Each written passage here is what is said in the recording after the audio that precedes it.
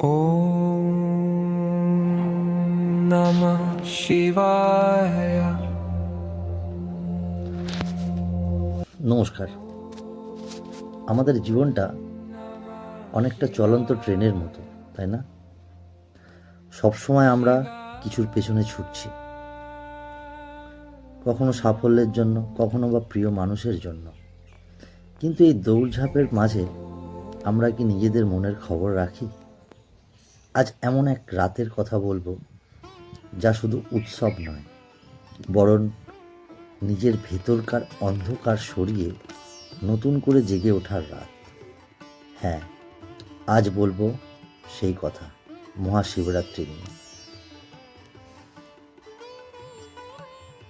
পুরাণ বলে এই রাতে দেবাদিদেব মহাদেবের আর মাতা পার্বতীর মিলন হয়েছিল। কিন্তু এর গভীরে তাকালে আমরা এক পরম সত্য দেখতে পাই।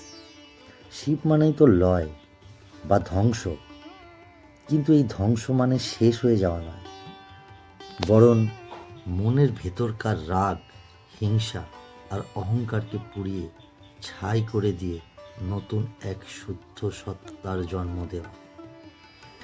মহাশিবরাত্রির এই পবিত্র রাত আমাদের শেখায় ধৈর্য। সমুদ্র মন্থনের সেই নীলকণ্ঠের কথা ভাবুন। নীলকণ্ঠ আমাদের শেখায় জীবনের সমস্ত বিষ বা কষ্টগুলোকে হজম করে নিয়েও কিভাবে শান্ত থেকে জগৎকে অমৃত বিলিয়ে দেওয়া যায়। আপনারা জানেন কি এর বৈজ্ঞানিক ও আধ্যাত্মিক দিক? তাহলে বলি সেই কথা।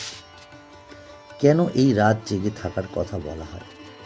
বৈজ্ঞানিকভাবে এই রাতে আমাদের মেরুদণ্ড সোজা রেখে জেগে থাকলে প্রকৃতির এক বিশেষ শক্তি আমাদের শরীরের চেতনা স্তরকে বাড়িয়ে দেয়। ঠিক যেমন আমাদের জীবন যখন প্রতিকূলতা আসে, তখন ভেঙে না পড়ে মেরুদণ্ড সোজা করে দাঁড়ালে আমরা এক নতুন শক্তি খুঁজে পাই। এবার আসি উপসংহারে। তাই এই শিবরাত্রিতে নতুন নিয়ম পালনের জন্য নয়, বরং নিজের মনের ভেতরের অন্ধকারগুলোকে ধুয়ে ফেলতেই জেগে উঠুন। মহাদেবের মতো শান্ত হতে শিখুন। আবার পরবর্তীতে পার্বতীর মতন অটল ধৈর্য ধরুন। দেখবেন